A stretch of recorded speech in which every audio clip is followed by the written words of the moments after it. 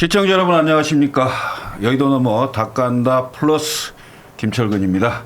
정치 고수를 모시고 한국 정치판을 해부해보는 시간 여의도 넘어 TV 닭간다 플러스. 오늘 격주로 나오고 계시죠. 박성민 민 컨설팅 대표와 함께 전국 현안 샅샅이 살펴보도록 하겠습니다. 박성민 대표님 어서 오십시오. 예, 안녕하세요. 네. 어떻게 잘 지내셨습니까? 예, 잘 지내고 있어요. 혹시 휴가는 다녀오셨어요? 예, 더운데 대구 갔다 왔는데. 대구는 더 덥지 않습니까? 예, 덥다고 그렇게 다들 생각했는데 예. 제가 갔을 때는 아주 시원했어요. 그 지난주에 갔다 왔는데 아주 시원했습니다. 원래 우리 박성민 대표님이 그 미술관에 가고 이런 거 좋아하시잖아요. 거기 간송미술관에 예. 대구 분원이 생겼다 그래서 미인도 보러 갔다 왔습니다. 아, 그래요. 예. 가족들하고 같이 다녀오신 거예요. 예. 지난 17일 날 이제 전당대회가 끝났어요. 지난주에 그 예상을 할 때도 그래도 김민석 대표가 되지 않겠나 이렇게 말씀을 하셨던 기억이 나는데 민주당 전당대회 총평 어떻게 보셨습니까? 그러니까 결과를 보면 예. 이건 신승이죠, 신승. 완성은 그렇죠. 아니고 예. 어렵게 됐고 그러니까 결과만 놓고 보면 정청래가 될 것 같은데 김민석이 될 것 같은데 사람들이 이렇게 엇갈리는 게 좀 당연했던 것 같습니다. 대통령과 어쨌든 단코마 총력전을 다 했는데 결국 선호투표제까지 해갖고 겨우 이겼고 작은 차이긴 하지만 여론조사에서 좀 밀렸고 그렇죠. 그다음에 친청계가 최고위원 3명이나 들어갔고 김용 최고위원 만들려고 총력했는데 잘 안 됐고 김영호 임미애까지 사퇴하면서까지 했는데. 그러니까 지난 지방선거 때도 도대체 누가 이기고 누가 진 거냐 이런 얘기가 나온 것처럼 아주 어려운 신승을 했어요. 그렇기는 해도 김민석 대표 개인으로 보면 참 김대중 정부의 황태자로 또 그전에는 또 운동권의 황태자였고 그렇게 됐다가 2000년 서울시장 선거 떨어지고 나서 그리고 18년간 맞습니다. 굉장히 어려운 시간을 거치고 돌아와서 국무총리도 되고 당대표도 되고 그러니까 그 18년 야인 생활 동안에 개인 사적으로는 이혼도 하시고 여러 가지 하시고, 어려운 일도 있고 그랬죠. 그다음에 정치자금법 위반으로 감옥도 다녀오시고 이런 우여곡절도 많았죠. 물론 유학도 하고 했지만 그러니까 그냥 이렇게 사적인 건데 전 그분 결혼할 때도 한번 갔었고 옛날에 첫 번째죠. 갔었고 그리고 언제 한번 이건 그냥 그 18년간의 어려웠을 때 회한 그런 얘기도 좀 제가 들은 적도 좀 있고 그런데 그런 거는 또 하여튼 인간 승리 같은 드라마죠. 사실 이 스튜디오가요. 김민석 대표가 야인 시절 꼬마 민주당 그때 민주당 꼬마 민주당 당사입니다. 예. 그래서 이게 굉장히 역사가 있는 곳입니다. 정청래 대표도 그래도 맷집도 좀 있고 그렇죠. 얻은 득표를 보면 또 간단치 않고 그리고 1인 1표제를 관철시켜서 사실 1인 1표제는 이번에 보니까 권리당원이나 민시민 여론조사하고 완전히 다른 결과가 나왔잖아요. 김용 그렇죠. 후보가 거기서 1등을 했는데 압도적으로 여론조사나 권리당원에서는 6등 아닙니까? 그러니까 그거는 보면 이거는 좀 왜곡을 좀 시킨다. 당심이든 민심을. 그러니까 대의원제도 1인 1표제로 가중치를 좀 낮춰야 된다. 약간 정청래 대표의 그 얘기가 결과적으로 좀 맞은 게 아닌가 하는 생각도 좀 들긴 들었습니다. 근데 사실은 그 개혁신당도 마찬가지고요. 국민의힘도 마찬가지고 전당원 투표로 거의 대부분 그 대표를 뽑는 거기 때문에 다 1인 1표예요. 사실 민주당만 1인 1표라고 이게 특정해서 마치 그게 무슨 개혁적인 조치인 것처럼 하는데 유력 정당들 중에서는 가장 민주당이 늦게 1인 1표를 채택한 거죠. 어떻습니까? 전당대회 때 그 김어준 씨도 그런 얘기를 했던데 이제 이재명 파리로 정치할 생각 말아라. 그 얘기를 김용 후보 탈락하는 걸 보고 그렇게 표현을 하던데. 그러니까 대통령도 안도는 했겠지만 이게 간단치 않다는 거를 당내 역학관계가 그건 좀 확인한 거 아닙니까? 그러니까 저 같은 정치 분석가나 정치 컨설턴트는 민주당을 좀 들여다볼 수 있는 아주 좋은 그 계기였어요. 그러니까 이게 정체성 투쟁의 그 노선 투쟁으로 얘기가 됐지만 사실은 정체성 투쟁으로 보였는데 김대중이냐 노무현이냐 영남이냐 호남이냐 이렇게 지금 처음에 전선이 그어져서 그런 것을 보고 결국은 호남에서의 승리가 호남이 당대표를 만드는 격이거든요. 그렇죠. 그래서 거기서 이제 큰 차이고 정청래 대표의 패착이라면 대표할 때 뭐 1인 1표제도 있고 조국혁신당과의 합당 문제라든가 보안수사권 폐지 문제라든가 그다음에 공천 문제 이런 것들이 다 전당대회에 도움 될 거라고 생각해서 했는데 결과적으로 보면 보안수사권 폐지는 통과가 됐기 때문에 더 이상 그 일을 뭐 장점이 안 됐죠. 이제 끝난 얘기가 됐고 공천 문제는 오히려 호남에서는 역풍이 좀 불었고 그렇죠. 전북도지사 같은 경우 조국혁신당과의 그 통합 얘기도 당내 반발도 좀 있고 이렇게 해서 전당대회에 그렇게 도움이 되지 못한 그런 건데 어쨌든 이번이 호남이 결정을 한 건데 그래서 숙제를 남긴 거죠. 균열은 좀 생겼고 유시민 작가하고 이재명 대통령을 향한 비판 그리고 또 그에 따른 또 유시민에 대한 공격 뭐 이런 것들이 개인에 대한 공격이 아니라 어느 집단 세력에 대한 거기 때문에 저 균열이 쉽게 그냥 사라지지는 않을 것 같아서 이재명 대통령이나 김민석 대표에게도 큰 숙제를 남겼고 제가 알고 있기로는 국민의힘은 이제 최고의 4명이 이제 그만두면 대표 시제가 붕괴하는데 그렇죠. 민주당은 원래 3명이었는데 그대로 아마 3명이 있다면 남아있다면 당원 당규상 3명으로 알고 있는데 어떤 계기가 주어졌어. 예를 들면 서울시장 보궐선거가 있는데 패배했다. 이럴 때도 지금 이를테면 반 김민석 최고위원 3명이 지금 있는 거 아닙니까? 그렇죠. 예, 그것도 불안한 체제가 돼 있고 예, 그렇습니다. 지금 이재명 대통령이 사실상 참전을 세게 했고요. 보면 이 정도 하면 거의 6대4 또는 7대3 정도로 압승하는 분위기가 돼야 되고 선호투표 없이 과반을 넘겨야 되고 뭐 이렇게 되어야 어찌 보면 좀 정상적이다 할까 이럴 수 있는 거고 더군다나 호남에 메가 프로젝트 800조 했고요. 그게 이제 또 호남 투표 하루 전날 광주공항을 폐쇄했어요. 그리고 구마모토 얘기를 하면서 3년 2개월 이내에 구마모토가 반도체 생산을 했거든요. 그럼 그 정도 속도 또는 그보다 빠르게 그럼 결국 이재명 정권 임기 내에 호남에서 반도체 생산을 할 수 있는 거 아니냐라는 희망을 줬던 건데 그럼에도 불구하고 이 정도 표차밖에 안 났다. 근데 그 역설적으로 말하면 그런 정도로 올인했기 때문에 호남에서는 제법 크게 이긴 거죠. 김민석 후보가 50%대 가반 넘겼고 정청래 후보가 3자를 찍었으니까 나머지 지역은 거의 박빙 아닙니까? 그렇죠. 거의 비슷했죠. 여론조사를 봐도 그렇고 수도권도 봐도 그렇고 그 차이가 없이 정말 팽팽하게 갔거든요. 그 팽팽한 것이 무너진 곳이 유일하게 호남입니다. 그러니까 그 호남색이 좀 짙어졌고 이 정부가 뭐 3대 메가 프로젝트라고 하고 뭐 그래서 충청도에도 하고 영남에도 합니다만 그 규모 면에서 압도적으로 지금 그리고 나머지 2군데는 여기가 너무 압도성이 있다 보니까 나머지 어디 하는지는 잘 모르고 있거든요. 뭐 다 하고 AI 데이터 센터도 하고 다 하고 있습니다만 그런 정도가 있으니까 한쪽에서 사람들이 환영하고 결집할 이유 명분을 줬다면 또 다른 지역은 이탈할 수 있는 빌미를 준 것도 사실이니까 야 그런 거를 보면 사실 뭐 선호투표 송영길 후보 찍은 표 가지고 이제 되긴 될 거다 이런 전망은 좀 많긴 많았는데 야 여론조사나 모든 결과를 보면 사실 이렇게 이 정도까지 화력을 세게 볼지 몰라서 실제로 3명이 경선했다 그러지만 2대 1이고 그렇죠. 송영길 후보는 뭐 누가 봐도 그냥 딱 내가 악역을 담당해서 정청래 공격하겠다. 아주 작심하고 나온 분처럼 캠페인을 했거든요. IQ? 예, 그렇게 했으니까. 그래서 저런 상태에서 김민석 대표가 조금만 뭐 실수하면 바로 당에서는 컷봐라.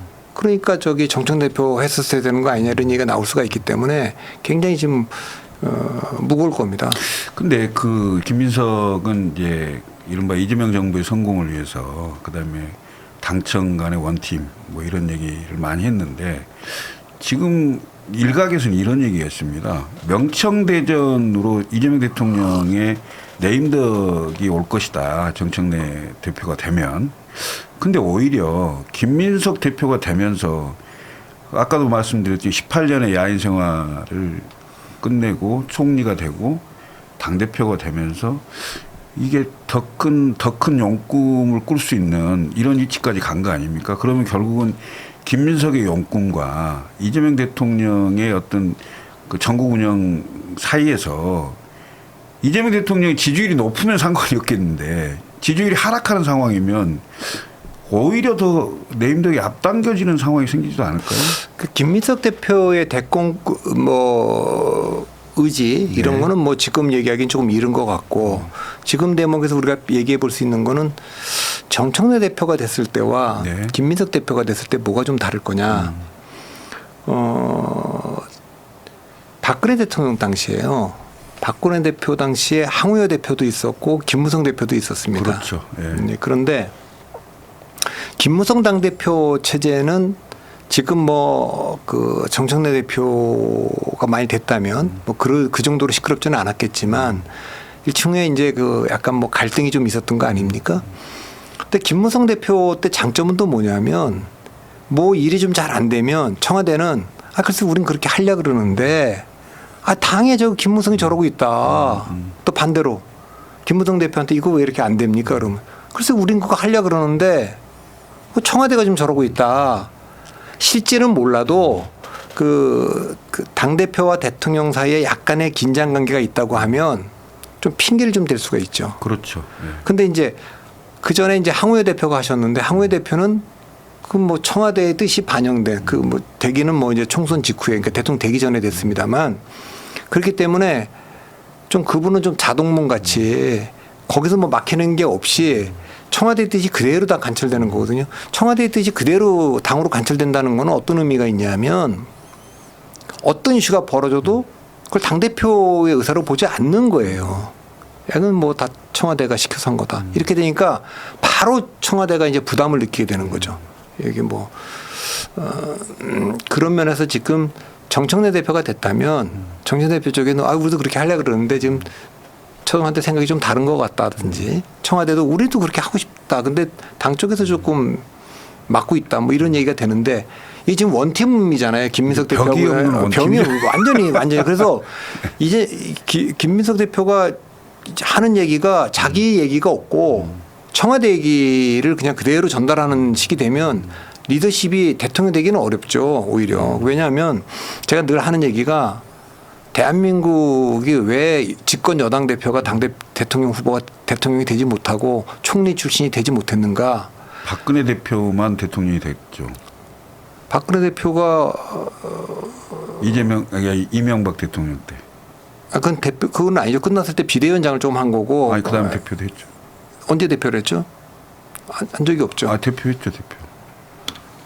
이명박 대통령 때 대표를 한 적이 없는데. 하여튼 뭐 그러시고. 그러니까 그분은 계속 바깥에 있다가 그 2011년 서울시장 지고 나서 비대위원장이 됐죠. 비대위원장이 돼서 총선 끝나고 바로 그 직후에 항우여 대표가 당대표가 된 겁니다. 자, 그런데 제가 그의 말씀을 왜 드리냐면 총리나 집권당 대표는 대통령한테 굉장히 가까이 가는 자리인데 대통령한테 개인적으로 가까이 갈수록 대통령 자리로부터 멀어져요. 그러니까 이게 총리나 당대표가 아까도 말씀드렸지만 자기 정치하려고 그런다 그러면 파열음이 나잖아요. 맞습니다. 예. 뭐 그리고 그러지 않으면 또 너무 가까이 가면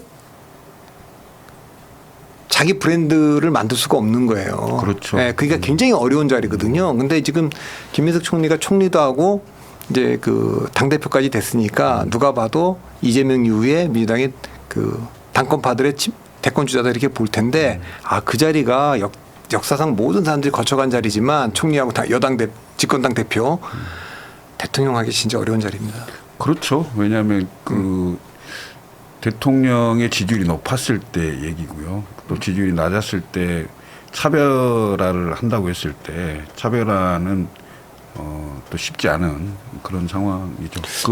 역대 대통령들은요 항상 역대 모든 정권이 다 비슷했습니다. 항상 후임을 믿을 수도 있고 이길 수 있는 사람 찾았어요. 근데 이길 수 있는 사람은 믿을 수 없고 믿을 수 있는 사람은 이길 수 없고. 예. 그런데 성공한 사례는 언제냐면 그 우리 공중 그네뛰기 같은 거 있잖아요. 그거 이제 할 때 손을 툭탁 놓고 날아가는 사람이 그 저 남자가 딱 잡아줄 거라는 믿음이 있어야 되거든요. 그거 안 잡아주면 그냥 떨어지는 거죠. 그렇죠. 그러니까 내가 차별화를 하려고 하는 당 대표가 그렇게 할 때 대통령이 그 공간을 열어줄 때는 다 성공했어요.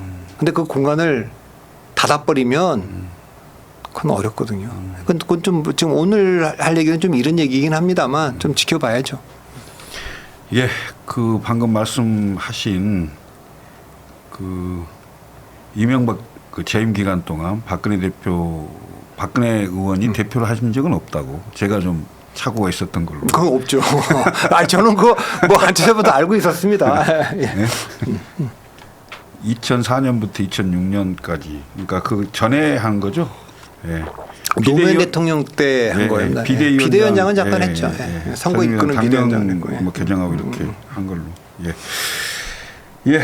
자 오늘 뭐 청와대에서 이재명 대통령이 전당대회 끝나자마자 출마자들을 전원 뭐 이렇게 해서 만찬을 한다고 하는데 그게 이제 아마 당내 갈등이 너무 좀 심하고 양쪽의 감정의 골이 좀 심해진 걸 보고 아무래도 좀 시간을 늦추면 안 되겠다 이런 생각이 있어서인지 모르겠습니다만 오늘 뭐 만찬을 하면 조금 완화가 될까요? 뭐 그거 되겠습니까? 그러니까 이번 전당대회 때는 다른 전당대회 때하고 다르게 제가 10년마다 한 번씩 민주당이 분열상을 보이는데 96년도에도 한번 국민회의하고 민주당 그랬고 2006년도에는 친노 반노 그랬고 2016년도에도 국민의당 민주당 그랬고 이번에도 그랬는데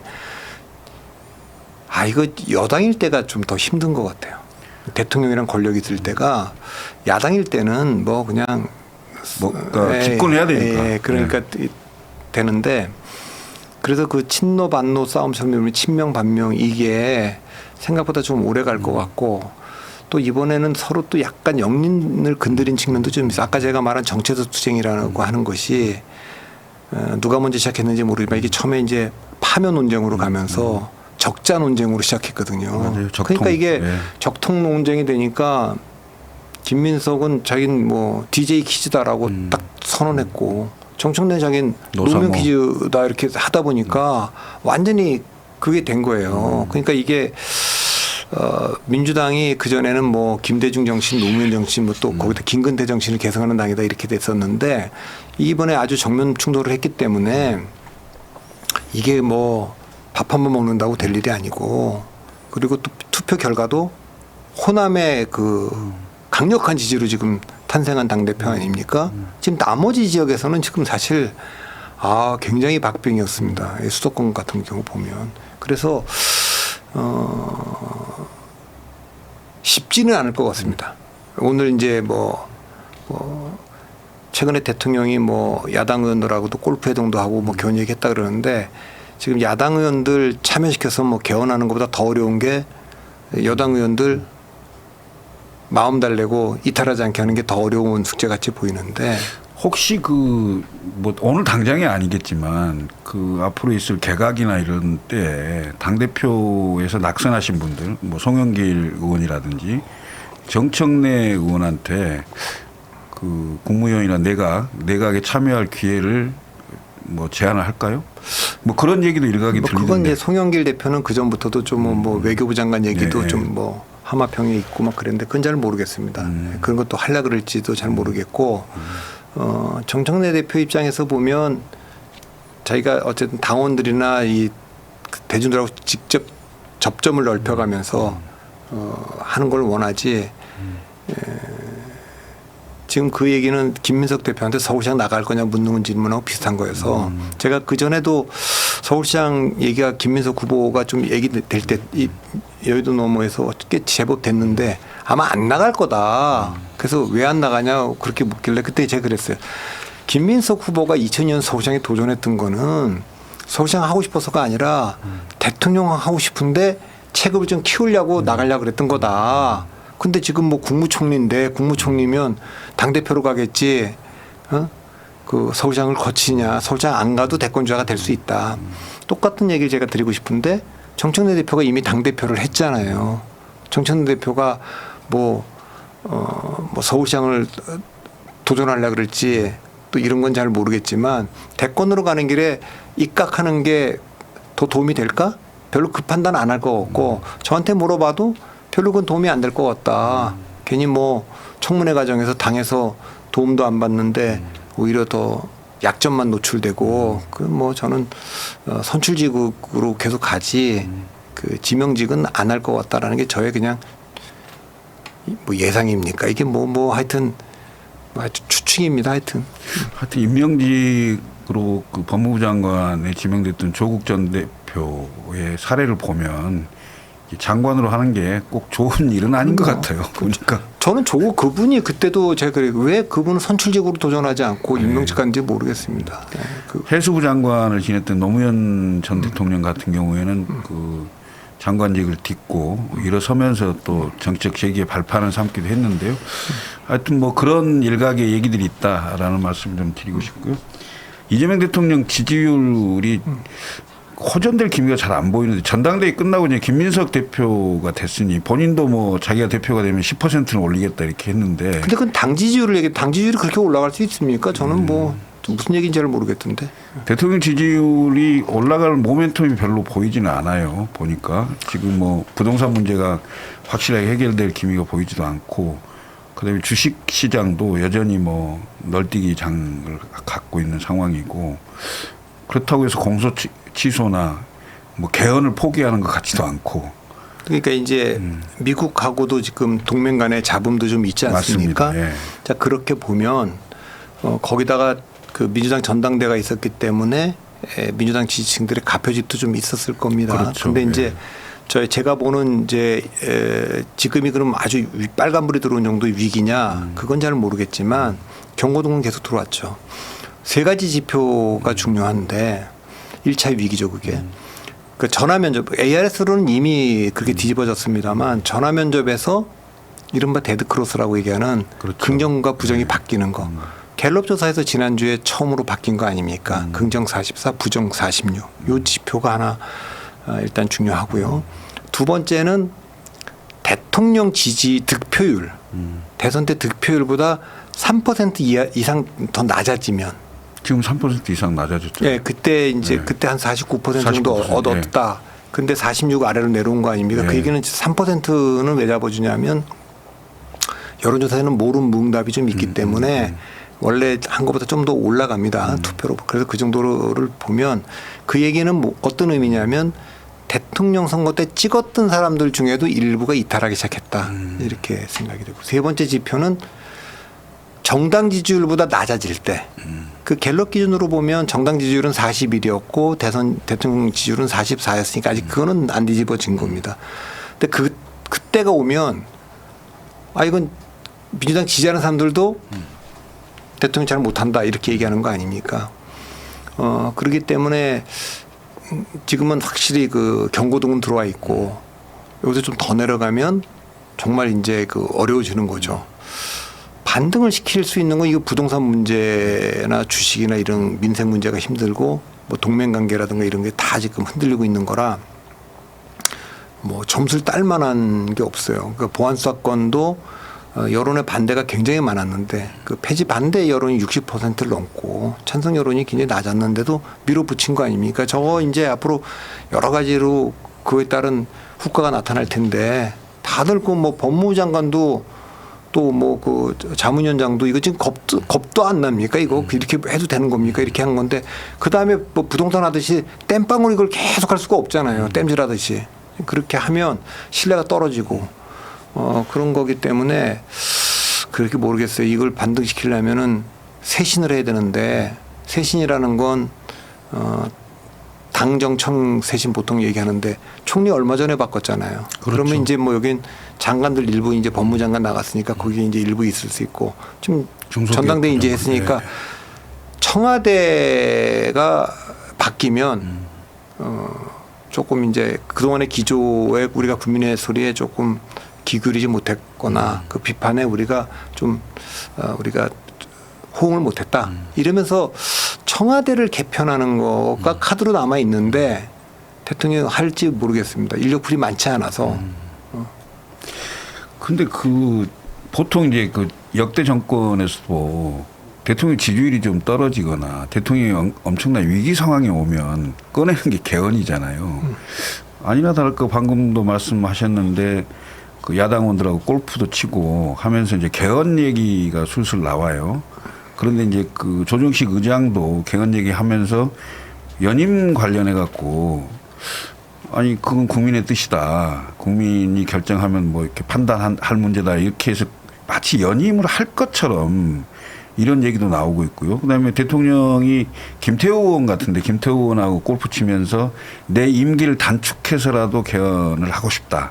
뭐 이렇게 얘기를 해서 공식적으로 청와대에도 개헌에 대한 코멘트가 있었어요. 메시지를 내기도 했는데 이재명 대통령의 개헌 어떻게 가능하겠습니까? 저는 뭐 안 될 것 같습니다. 네, 저는 뭐 그런 이슈가 되려면 세력이 충분히 있고 네. 명분이 충분히 있고 동력이 있고 그 타이밍이 좋아야 되는데 네. 지금은 네 가지가 다 지금 별로 안 좋은 것 같습니다. 그러니까 87년 때는 뭐 국민적인 직선제라고 하는 거를 매개로 해갖고 요랑쟁이 한 거죠. 있었으니까요. 예, 그렇게 예. 된 건데 지금은 일단 세력으로 보면 야당이 절대 반대하고 있는 거 아닙니까? 그런 상태에서 여당이 야당원들 지금 개헌 논자들 얘기하지만 지금 뭐 공소취소 문제라든가 연임 문제가 지금 클리어돼 있지 않은 상황에서 야당이 거기 개별적으로든 뭐 집단적으로든 참여하기가 어려운 상황이 돼 있지 않습니까? 오히려 지금은 타이밍으로 보면 여당 전당대회에서 앙금들만 남아 있는 상황에서 타이밍도 별로 안 좋고 동력도 지금 별로 없는데 이 문제와 관련해서 글쎄요 대통령이 연임 조항은 뭐 87년도에도 가만두면 이런 짓 할 거다라고 해서 넣어놓은 조항 아닙니까? 그러니까 128조 연임보다도 이재명 대통령이 개헌을 통해서 뭐 한다면 그걸 무시하고 연임으로 가기는 어려울 것 같고 중임 조항으로 바뀐다면 그거는 뭐 언제든지 본인이 언제든지 다시 한번 도전할 수는 있을지 모르니까. 푸틴처럼요? 네? 푸틴처럼? 뭐 그럴 수 있죠. 그런 거니까 그런 거는 뭐 근데 그 역대 대통령들 혹시 속으로 다 꿈꾸고 있는 거 아닌가요? 아 이거 중임이 되면 나도 한번 다시 도전해 보겠다 이런 분들도 있을지 모르겠지. 그러나 뭐 어쨌든 5년 단임제 자체는 그때 이제 독재 군부 독재와 민주화 세력의 타협 지점이었죠. 그래서 네. 그걸 손봐야 된다는 건 다 지금 있는데 다만 이제 5년 단임제도 이 5년 단임제 문제가 대통령제가 갖고 있는 뭐 약점, 5년 단임제가 갖고 있는 한계, 그렇죠. 그다음에 뭐 소선구제 양당제가 갖고 있는 폐해, 그다음에 헌법 운영상의 문제, 그냥 대통령 개인의 캐릭터에 관한 문제 이런 게 다 섞여 있는 문제예요. 이게 뭐 다 헌법의 문제라고는 볼 수 없고 헌법의 문제를 운영을 잘하면 예를 들면은 뭐 다수당이 민주당이 돼서 윤석열 대통령이 야당 대표만 나가고 이것도 민심인데 그러면 그 이재명 대표께서 총리를 추천해 주시면 그 분으로 하겠다 이렇게 하는 그렇게 운영할 수도 있죠. 뭐 한 두 분만 추천을 좀 해주시면 제가 그분 중에 한 분을 지명하겠다 이렇게 운영할 수 있었던 겁니다. 현행 헌법 하에도. 근데 그렇게 안 했던 거기 때문에 그래서 저는 지금 우리가 87년도에 개헌을 하고 88년도에 지금 소선구제를 도입을 했거든요.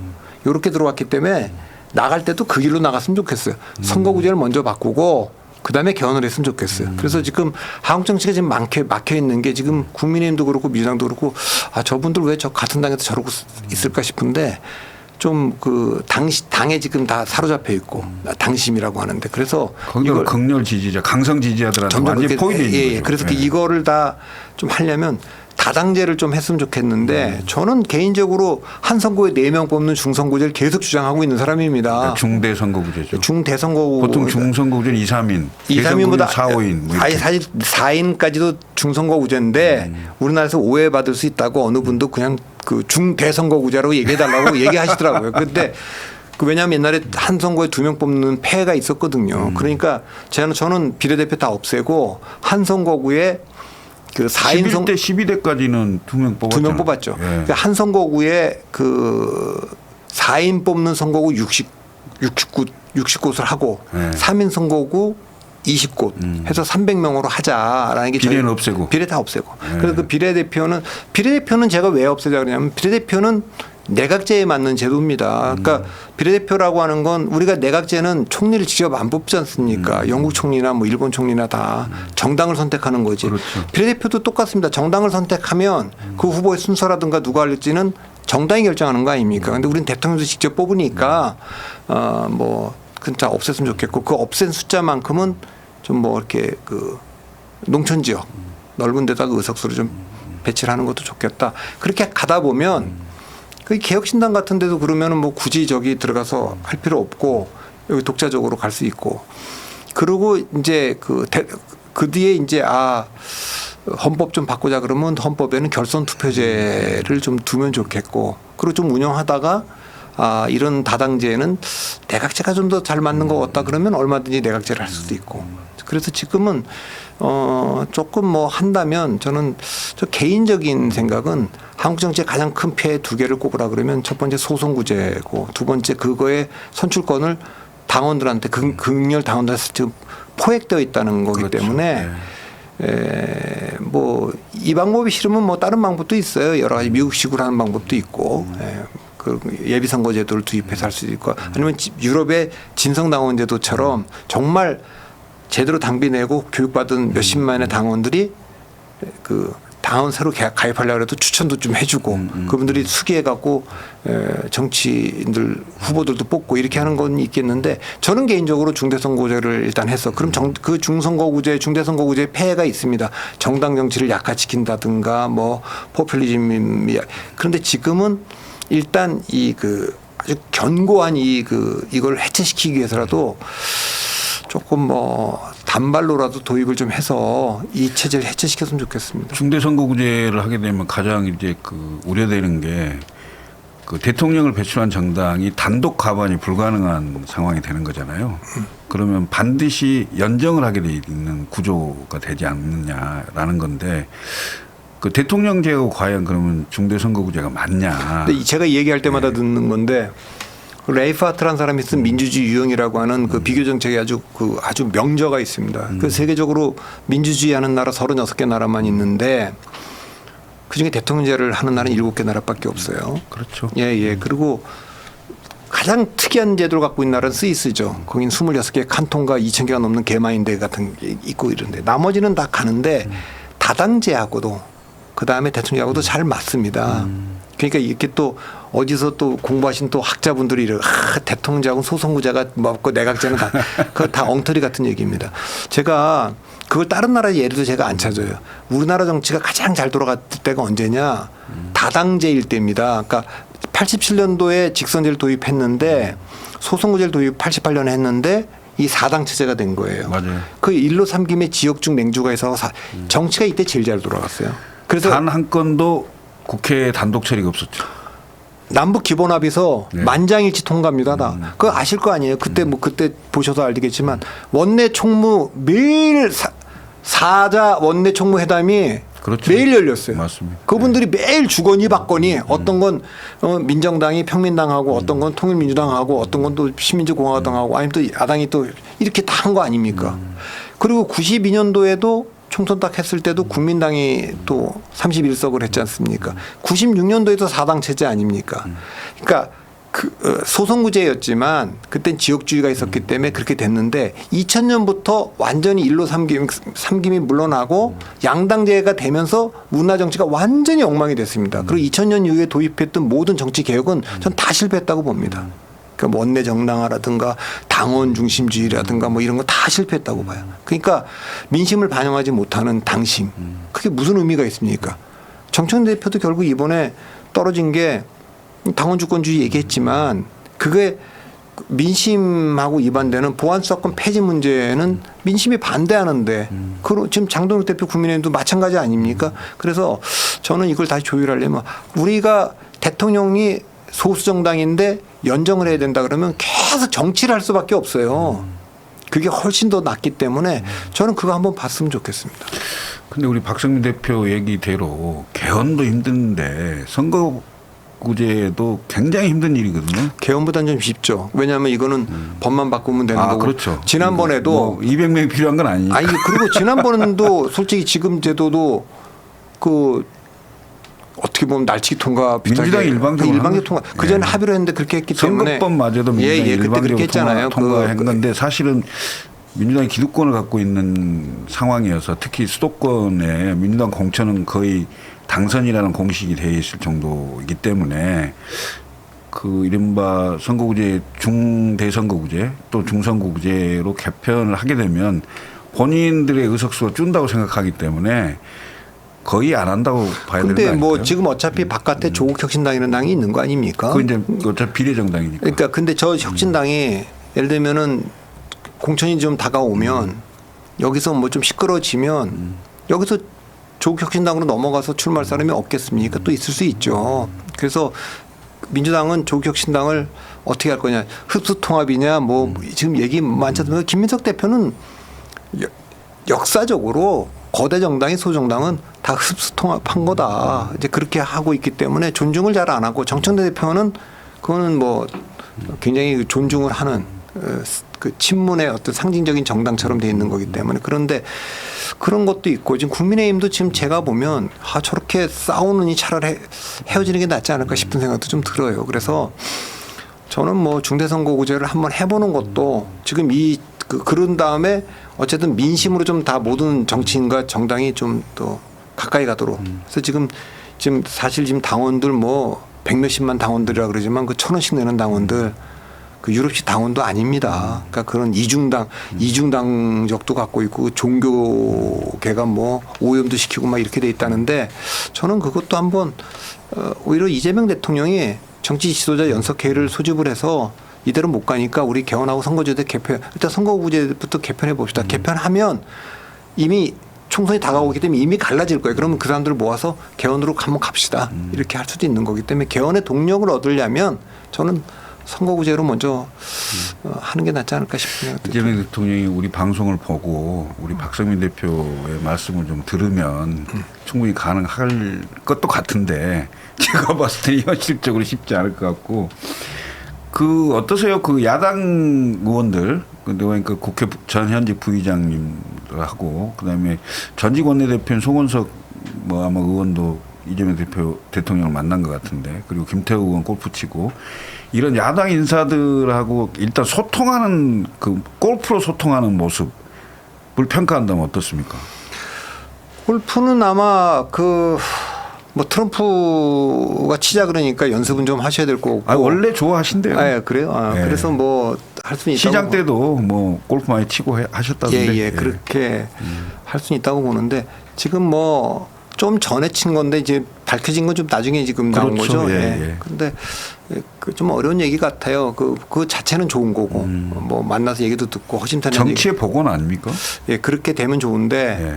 근데 지금 국민의힘 내부에서는 마치 배신자 취급하듯이 다음에 공천 가능한지 봐라 막 이런 식으로 막 나오는데. 예, 그건 뭐 또 이해는 가요. 왜냐하면 공소 취소를 김민석 대표는 계속 얘기를 하고 있거든요. 지금 잘못된 그 기소가 있었다면 뭐 이런 얘기를 계속하면서 얘기를 하고 있고 또 뭐 조정식 의장이 뭐 실수를 하신 건지 어떤 건지 모르지만 그 뭐 진짜 기자한테 당한 건지 어떤지 모르지만 그건 딱 못을 박아서야 되거든요. 그때 87년에 만들 때 바로 이런 상황을 염두에 두고 어쨌든 안 된다고 한 거다. 예. 뭐 중임조항으로 뭐 하면서 그거 하는 건 모르겠지만 연임은 안 된다. 그러니까 그런 얘기를 좀 했으면 좋았겠는데 그런 게 지금 다 클리어되지 않은 상태로 가고 있는데 이런 상태에서 야당 대표를 뭐 야당 의원들을 만나거나 그러는 거는 별로 좋아 보이질 않고 그 얘기는 장동혁 대표도 얘기했지만 야당하고 대화하려면 야당 대표를 만나야 되는 거 아니냐 그 얘기도 일리는 있어요. 아무리 뭐 그건 옛날에 이재명 대표가 윤석열 대통령에서도 했던 말이기도 하니까 뭐 생각의 차이가 크고 어쨌든 그래도 대통령이 정치를 복원하고 하려고 해서 단독 회담을 좀 뭐 장 대표랑 뭐 협조를 구하해서 이 헌법 문제를 좀 같이 풀어봅시다라든지 그런 걸 하면 모르겠는데 당 대표는 빼놓고 다른 분들하고 했다 그러니까 뭐 동력이 생기기는 어려울 것 같습니다. 그 전당대회 그 기간 중에 유시민 작가가 이재명 대통령을 향해서 정계 개편 얘기를 했어요. 혹시 이제 김민석 이제 대표가 당선이 되고 당을 이제 일정 부분 장악할 수 있는 상황이 됐다고 보면 뭐 정계 개편을 혹시 뭐 시도할 가능성도 있지 않을까요?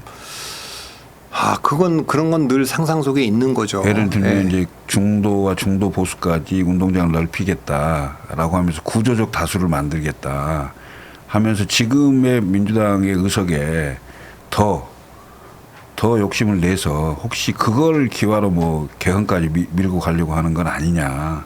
물론 상상성이 있는 얘기입니다만은. 역사적으로 보면 정계 개편이라는 게 성공하려면 집권당이 소수당일 때 노태우 대통령 그랬죠. 그렇죠. 일로 산 김에 그게 이제 3당 합당이었고. 그래 3당 합당을 한 거잖아요. 네. 그러니까 지금 같은 경우에 보면 너무 의석수가 민주당이 많아요. 없는 지역은 영남인데 수도권에 누굴 데리고 와서 거기 그 자리를 양보하라고 얘기를 할 수 있겠습니까? 수도권은 이미 뭐 민주당이 100석이잖아요. 그러니까 오히려 거긴 또 분열만 더 될 것 같고 그래서 저는 소송구제 얘기를 하는 거. 그러니까 정계 개편 얘기가 나왔을 때도 저는 그런 거를 유시민 작가가 가능하다고 해서 얘기한 게 아니라 대통령이 그러니까 기소나 수사를 분리를 반대하는 것 같다. 공소 취소하려는 것 같다. 연임 개헌도 하려는 것 같다. 정계 개편도 하려는 것 같다. 이 얘기는 그냥 전당대회용으로 봤습니다. 그러니까 당원들이 받아들일 수 없는 거를 지금 이재명 대통령이 하려고 한다. 그런 식의 그 일종의 공격용 멘트, 그런 거로 보고 정계 개편은 지금 대상이 없잖아요. 지금 그 손잡아야 될 대상이 없고 한 명씩 두 명씩 뭐 합류하는 걸 갖다가 정계 개편이라고 얘기할 수는 없는 거니까 저는 그렇게 하기에는 지금 대통령이 명분을 지금 안 주고 있는 상태로 일방적으로 몰아붙인 거니까 물론 개헌에 대한 얘기를 하거나 정계 개편 얘기할 때 제가 이런 얘기는 드려요. 우리나라 헌법의 아버지들이 이 헌법의 아버지는 뭐 48년 말고 87년에 우리 헌법을 만드신 분들이 상상하지 못한 게 있어요. 그건 두 가지인데 비토크라시 상상하지 못했어요. 다시 말하면 대통령이 있는데 야당이 180석 이상을 가진 정당이 나와서 이게 뭐 계속 거부권을 행사하고 아무것도 못하는 탄핵과 거부권이 맞충돌하는 이 비토크라시에 윤석열 대통령 때 민주당하고 이랬죠. 예. 반대로 대통령과 압도적 의석을 가진 정당이 같이 갈 때 이거 다수의 독재인데 이것도 상상을 못한 거예요. 이 두 개를 다 상상을 못했어요. 그래서 앞에 윤석열 정부 때는 아무것도 못했고 이 지금은 아무거나 막 하는 마음대로 하는 거. 마음대로 하는 거예요. 그러니까 심지어 국회법도 바꾼다는. 다 바꾼다. 다 바꾼다. 그러니까 예를 들면 뭐 용산공원에 뭐 그게는 그 노무현 대통령 때 특별법으로 바꿔놨는데 그것도 바꾸면 된다. 다 바꾼다. 그러니까 이게 그 앞에는 조금 더 못 움직이고 지금은 브레이크 없이 계속 나가는 거고 이런 상태이기 때문에 이건 어차피 헌법을 통해서 바꿔야 되겠는데 저는 그래도 지금 같은 여야의 상황을 봤을 때는 다당제로 좀 가보자. 선거제도로 지금 이거 그냥 좀 흐트려 갖고 진보 정당도 우리나라를 분명히 그렇게 생각하는 분들이 있는데 그 전에 정의당이라는 당이 있었잖아요. 지금 국회에 못 들어와 있잖아요. 그분들이. 소선거제에서 어디 가서 되겠습니까? 그러니까 저는 그분들도 다 출마할 수 있도록 다 길을 열어주자. 아주 보수적인 분들도 뭐 광화문에는 매일 지휘 집회하는데 그러지 말고 다 출마하시라고 하고 저는 그게 더 낫지 않을까 싶어요. 근데 사실은 우리나라가 단독 그 집권할 수 있는 그 시대는 지난 거죠. 왜냐하면 어떤 특정 세력이 단독으로 집권하는 시대는 사실은 그 DJ 때부터 그러니까 더 올라가면 김영삼 대통령 때부터 3당 합당에 의한 집권, TJP 연합에 의한 집권, 노정 단일화에 의한 집권, 뭐 보수 대통합에 의한 집권, 뭐 이런 식으로 해서 그 실제로 대선 때만 되면 크든 작든 단일화를 많이 하잖아요. 그럼 결국 연합 정권의 성격을 띠고 있는 우리 사회가 그만큼 또 다양한 정치적 의견을 가지고 있는 그런 상황으로 변화된 건 맞잖아요. 근데 지금 그 선거제도가 소선거구제 결국 1, 2당 중에 고를 수밖에 없는 그런 구조로 되어 있는 거에 대해서 저는 박 대표님 말씀에 전적으로 동감을 합니다. 그런데 과연 그게 민주당이 내려놓고 내놓을지. 사실 민주당이 기득권이거든요. 아니, 그러니까 민주당 입장에서 보면 그게 문제를 연정을 하거나 이렇게 문제를 풀어가는데 훨씬 더 좋은 방법인데 뭐 물론 헌법을 바꿀 수 있으면 좋지만 그 헌법을 바꾸고 선거제 바꾸는 게 다 뭐 세트로 가면 좋지만 저한테 그냥 뭐부터 하는 게 좋냐 그러면 저는 선거구제 먼저 바꾸고 그 결과로서 그러니까 이거에 조응하는 그 헌법을 바꾸자 이렇게 하는 게 맞지 않나 싶습니다. 예, 지금 한 1000여 명의 동접으로 방송을 보고 계신 분들 계시는데요. 지금 구독, 좋아요 좀 눌러주시고 원래 이 지금 박성민 대표 이렇게 나오시면 슈퍼챗도 좀 쏴주시고 멤버 가입도 좀 해주시고 그래야 되는데 오늘 너무 조용합니다. 그리고 너무 열심히 우리 그 대표님 말씀을 좀 듣고 계시는 것 같아요. 그래서 좋아요, 구독 그리고 박성민 대표 좋아하시면 슈퍼챗도 그거 많이 저한테 오는 거 아니잖아요. 네? 왜 저를 제 이름을 갖다 얘기하시면서 마치 저한테 줄 것처럼 얘기를. 예. 자, 국민의힘 얘기를 좀 나눠보도록 하겠습니다. 지금 유승민 전 의원이 그 언론으로 보면 뭐 오세훈 시장도 만나고 그다음에 이준석 대표도 만나고 그다음에 친윤의 뭐 박성민, 김기현, 뭐 윤재옥 뭐 이런 분들을 두루 만나고 윤상현 의원도 만나고 했다고 해요. 그러면서 그 탄핵에 반대한 사람도 탄핵에 찬성한 사람도 같이 어떤 통합을 해야 된다라고 하면서 본인의 어떤 역할을 얘기를 하고 다니는 것 같아요. 뭐 일전에 한번 말씀을 하셨는데 의지가 있는 사람은 힘이 없다 뭐 이런 얘기를 비슷한 얘기를 하셨는데 유승민 전 의원의 어떤 행보 어떻게 보이십니까? 조금 아쉽죠. 그러니까 그 유승민 의원이 그 사실 따뜻한 보수도 들고 나오고 그 대통령한테도 할 말을 하고 네. 그리고 뭐 굉장히 그 정책통이고 KDI 출신이고 이렇게 있을 때 사실은 조금 더 유연했더라면 지금 같이 이렇게 그 통합을 위해서. 근데 바른미래당 할 때만 해도 바른정당과 그때 국민의당이 합쳤을 때도 바른미래당이 됐죠. 예, 그래 바른미래당도 시끄럽고 결국 안 좋게 끝난 거 아닙니까? 그래서 제가 농담으로 그런 얘기했어요. 정치는 하나만 같아도 동지로 보는 사람들이 하는 거지 하나만 달라도 적으로 보는 사람들이 하면 안 된다. 바른미래당 때도 제가 그 가서 강의할 때 그런 얘기했어요. 이거 바른을 상징하는 유승민과 미래를 상징하는 안철수가 만났으니까 공통점만 얘기를 해라. 9가지가 달라도 같은 거 하나만 얘기를 해라. 근데 그때도 뭐 다른 거 보수를 넣니만이 뭐 이러다 깨진 거 아닙니까? 그래서 제가 유승민 의원이 정치적 아버지가 누구냐면 이회창이라는 분인데 네, 맞습니다. 네. 이회창 밑에서 정치를 배우지 않고 김영삼 대통령 밑에서 정치를 배웠다면 그러니까 이 김영삼 대통령의 참모였다면 이회창의 참모가 아니라 그랬다면 김영삼 대통령한테도 좀 도움이 됐을 것 같고 유승민 본인은 더 도움이 됐을 것 같고 그랬을 것 같은데 뭐 조금 아쉽고 지금 저러는 거는 뭐 이해는 갑니다만 지금 그 국민의힘을 보면 역학관계상 친윤이라고 하는 분들이 지금 거의 뭐 당을 좌지우지하죠. 장동현 대표조차도 거기 올라타 있는 거니까 안철수 의원이든 또 뭐 유승민 의원이든 뭐 나경원 의원이든 모든 분들이 다 다음 당대표는 나 아니냐. 지금 한동훈 이준석도 지금 당 밖에 있는 거니까. 그래서 제가 지난번에 말씀드린 국민의힘이 그 내년 8월 이후에 전당대회 하냐 이전에 하느냐 이것만 남아 있는 거 아닙니까? 근데 전당대회가 오면 전당대회 후보 명단에 한동훈이 있을 것 같으냐? 저는 없다 이겁니다.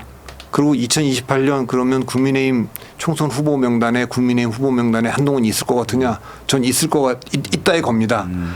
똑같이 이준석 대표도 전당대회 그 명단에 후보 명단에 있을 것 같으냐? 아마도 없을 것 같다. 여기다 저는 걸고 그럼 국회의원 선거 때는 있을 것 같으냐? 아마도 있을 것 같다. 이게 저 개인적인 견해입니다만 그러면 지금 이미 거기 들어와 있는 분들이잖아요. 유승민이라든가 안철수, 나경원, 윤상희 이런 분들은 다 거기 있는 분들이니까 그분들은 뭐 친구들한테 내가 그래도 좀 승리도 할 수 있고 그럴 수 있는 거 아니냐 이렇게 할 텐데 유승민 의원이 됐을 때 믿을 수 있느냐. 그래서 저는 생각이 유승민 의원이 친윤하고 손잡고 탄핵파나 뭐 탄핵 찬성파나 반대파 다 안고 가자라고 하면 그 옛날에 유승민이 아닌 것이고 옛날에 유승민인 경우는 될 수가 없는 거고 딜레마인데 지금은 워낙 보수가 분열돼 있으니까 어느 정도 그렇게 유연성을 발휘해도 사람들이 용인은 할 것 같긴 합니다. 근데 큰 기대를 안 하시네요. 정말 그분이 지금 같은 거를 했어야 되는 수많은 기회를 다 안 하셨기 때문에 그 기회를 사실 뭐 제가 여기서 다시 확인은 안 하겠습니다만 유승민 의원이 정말로 할 수 있는 여러 번의 기회가 있었는데 그걸 다 안 했기 때문에 지금 될까 싶습니다. 지금 보면 이제 장동혁 대표는 거의 올림픽 공원에 거의 가고 그 올공에 그 올인하는 것 같고 장동혁 대표가 임기가 내년 8월인데 그 전에는 거의 내려올 가능성이 많이 없다고들 생각하는 것 같아요. 그리고 지금 최근에 이른바 당협위원장 교체 시도, 그러니까 전체 당협위원장, 현역 의원을 포함한 전체 당협위원장들을 일단 사고당부로 만들어서 조강특위에서 책임당원 투표로 다시 선정하는 뭐 이런 것들도 논의가 되고 있는 것 같아요. 그럼 결국은 심지어는 양양자 최고위원이 최근에 올공에 3일간 연속으로 가는 이런 행태를 보면 결국은 장동혁 대표의 어떤 그 내부 장악력을 키우는 조치들이 뭐 징계까지 포함해서요. 이게 결국은 장동혁 대표가 내년 8월까지 그냥 가는 게 아닌가라는 생각이 좀 들어요. 그러니까 변화가 없는 국민의힘이 되는 거겠죠.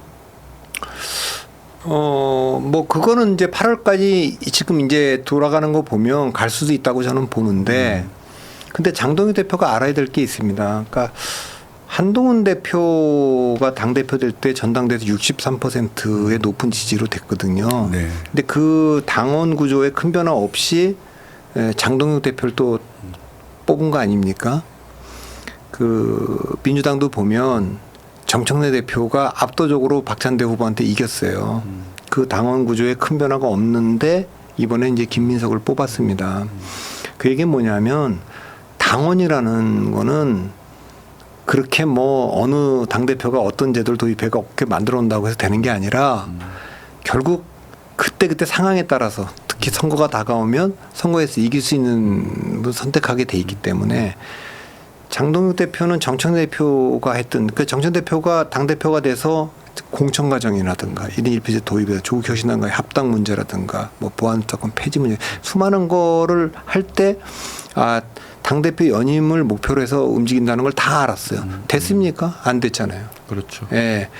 본인이 해야 될 거는 장동혁 대표가 본인이 그 뭐 친윤이나 강성 지층들에게 얹혀서 됐는지 몰라도 내가 이게 당을 해보니까 우리가 끌고 오려면 이렇게 하면 안 되겠다라고 전혀 사람들의 의도 그러니까 예상을 벗어난 그런 거를 했을 때 장동혁 대표가 의회에 저 정치력이 좀 있네 이런 평가를 받아서 그 다음이 있는 거지 지금처럼 계속 윤리 동원해 갖고 지금 저게 윤리입니까?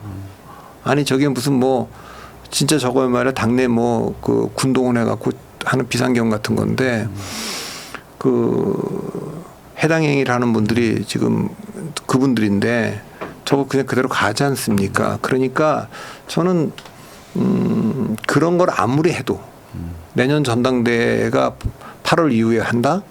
그 총선 다가오고 있는데 그 선택이 당원들이 지는 선택하겠습니까? 그건 아까도 제가 말했지만 한동훈 대표 뽑았던 사람들이 장동혁 뽑았고 정청래 뽑았던 사람들이 김민석 뽑는 게 당원들입니다. 그러니까 그거는 안 될 일을 하고 있는 거고 오히려 지금 본인의 그 입지만 또 축소시키는 걸 계속 하고 있다. 저는 그렇게 봅니다. 지금 4명의 현역 의원이 지금 징계 개시가 됐고 어제 소명 절차까지 끝냈어요. 그러니까 진종호, 서범수, 그다음에 조경태, 그다음에 권영진 이렇게 4분인데 제가 봤을 때는 아마 당원권 정지 뭐 2년까지 될지는 모르겠습니다만은 당원권 정지 정도는 나올 가능성이 높다는 게 여의도의 관측이에요. 근데 만약 이렇게 되면 장동 대표가 의도한과는 좀 다르게 당내의 파열음이 엄청 커질 것 같고 이게 구심력이 강화되는 측면도 있겠지만 원심력이 더 강화될 수도 있는 거 아니겠어요? 근데 원심력이 강화돼도 지금 움직이기엔 좀 어려울 테니까 그 제명이나 이런 거 탈당 권유 이런 정도까지 과연 나오겠나? 당원권 정지를 길게 주면 다음 공천 전까지 이렇게 묶어두는 건데 그렇죠. 그러나 공천 전에 풀겠죠 또. 옛날에 뭐 정청래 대표가 2015년에 문재인 대표 시절에 그 이른바 공갈 발언 때문에 당원권 정지 1년 받지 않았습니까? 근데 그래도 뭐 그 전에 다 풀렸고 근데 물론 이제 김종인 비대위원장이 공천을 안 줬죠. 예, 그런 거가 있기 때문에 당원권 정지는 뭐 부분적으로 나올 수 있다고 보는데 저도 2년 받았잖아요. 아 그래요? 아. 그런데 이 사안을 놓고 보면 권영진 의원은 조금 개인적인 어떤 사유가 있고 조경태 의원도 당의 기강상 이게 본인이 안 됐다고 그렇게 할 수 있냐 이런 거 때문에 그런 거. 나머지 두 분은 그 기준으로 윤리위원회 갖고 징계를 해야 된다면 너무 많습니다. 제가 보기엔.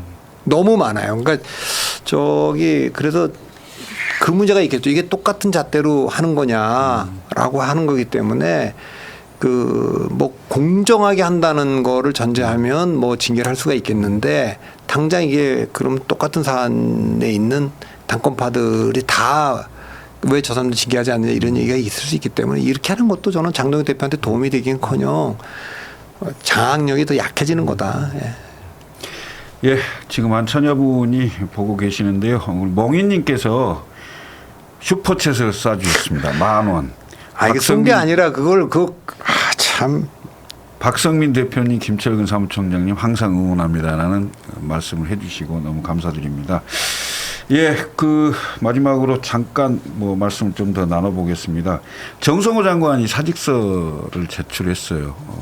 근데 아마 건강상의 이유도 있고 또 검찰 개혁 어느 정도 다 완수했다.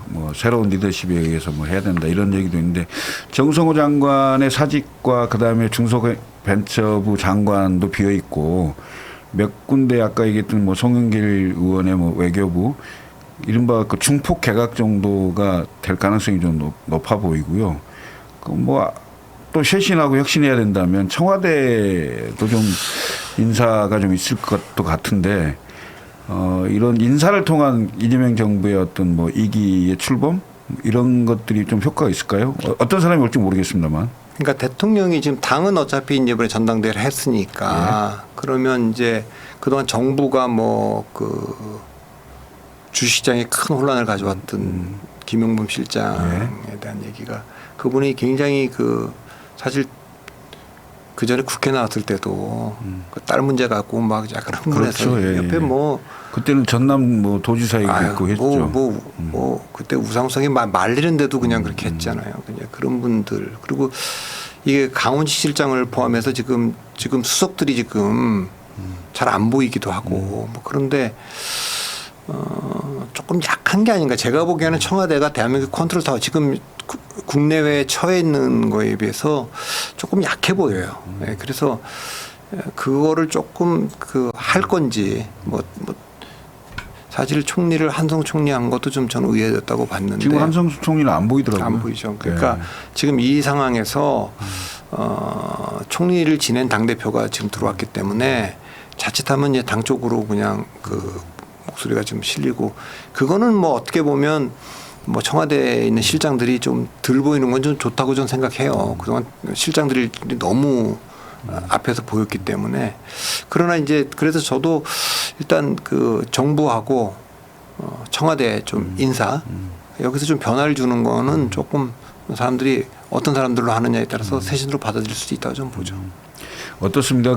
김민석 대표 되고 나서 지금 사무총장, 정책위 의장 등 주요 당직 인선을 했는데 겉보기로는 좀 탕평 인사처럼 보여요. 예를 들면 권칠승 한정혜 이 두 분 다 문재인 대통령 때 장관을 지냈던 분들이고 또 전임 대표 시절에 정책의장도 하고 이렇게 해서 탕평책으로 순수하게 받아줄 수 있는 건지 아니면 그분들이 좀 변한 건지 어떻게 봐야 됩니까?